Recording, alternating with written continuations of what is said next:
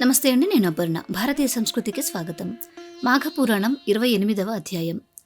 పూర్వకాలంలో బ్రహ్మదేవుడు, ఈశ్వరుడు ఇద్దరి మధ్య ఘోరమైన వాదం జరిగింది. నేనే గొప్పవాడిని అని శివుడు అన్నాడు.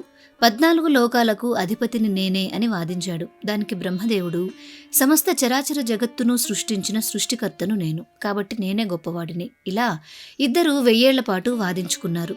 సృష్టి కార్యమే నిలిచిపోయింది. అప్పుడు శ్రీ మహావిష్ణువు తన విరాట్ రూపంతో ప్రత్యక్షమయ్యాడు.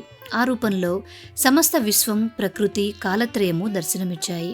ఆ విరాట్ స్వరూపానికి ఆది అంతములు ఎవరికీ తెలియలేదు. కోటి సూర్యుల కాంతితో ప్రకాశిస్తూ అది సర్వత్రా వ్యాపించి ఉంది. అప్పుడు బ్రహ్మ, ఈశ్వరులు ఇలా నిర్ణయించుకున్నారు: ఈ విరాట్ స్వరూపానికి మొదలు చివర తెలుసుకోగలిగిన వాడే నిజంగా గొప్పవాడు అని. ఇద్దరూ బయలుదేరి 1000 ఏళ్ల పాటు ప్రయత్నించినా ఆద్యంతములు తెలుసుకోలేక అలసిపోయి తిరిగి వచ్చారు. అప్పుడు వారు ఇలా గ్రహించారు: మనిద్దరం గొప్పవాళ్ళం కాదేమో. సమస్తానికి మూలమైన శ్రీ మహావిష్ణువే సర్వాధికుడు, సృష్టి స్థితి లయలకు కారకుడు అతనే అని ఆయనను స్తోత్రం చేశారు. అప్పుడు విష్ణువు తన విరాట్ రూపాన్ని విడిచి ఇలా అన్నాడు: మీకు జ్ఞానోపదేశం చేయడానికే నేను ఈ రూపాన్ని ధరించాను. త్రిగుణాలు సత్వ, రజ, తమో గుణాల ప్రభావంతోనే మీరు వాదించుకున్నారు. ఏకాత్మ స్వరూపమే 3 రూపాలుగా అవతరించింది. సృష్టికి బ్రహ్మ, స్థితికి నేను, లయకు ఈశ్వరుడు. అందుకే మమ్మల్ని త్రిమూర్తులు అంటారు. కానీ మేమంతా వేర్వేరు కాదు, ఒకే స్వరూపం. ఎవరికి పూజ చేసినా అది ఆ ఏకాత్మ స్వరూపానికే చెందుతుంది అని.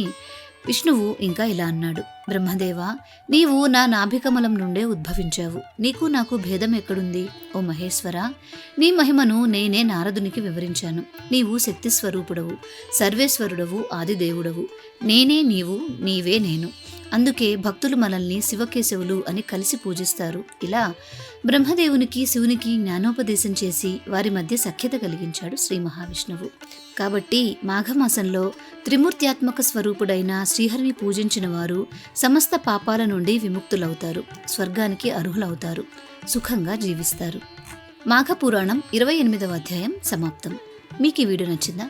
నచ్చినట్లయితే లైక్ చేసి మీ బంధుమిత్రులందరికీ షేర్ చేయండి. భారతీయ సంస్కృతి ఛానల్ని సబ్స్క్రైబ్ చేసుకొని బెల్ ఐకాన్ని యాక్టివేట్ చేసుకోండి. తిరిగి రేపటి అధ్యాయంలో మళ్ళీ కలుసుకుందాం. నమస్కారం.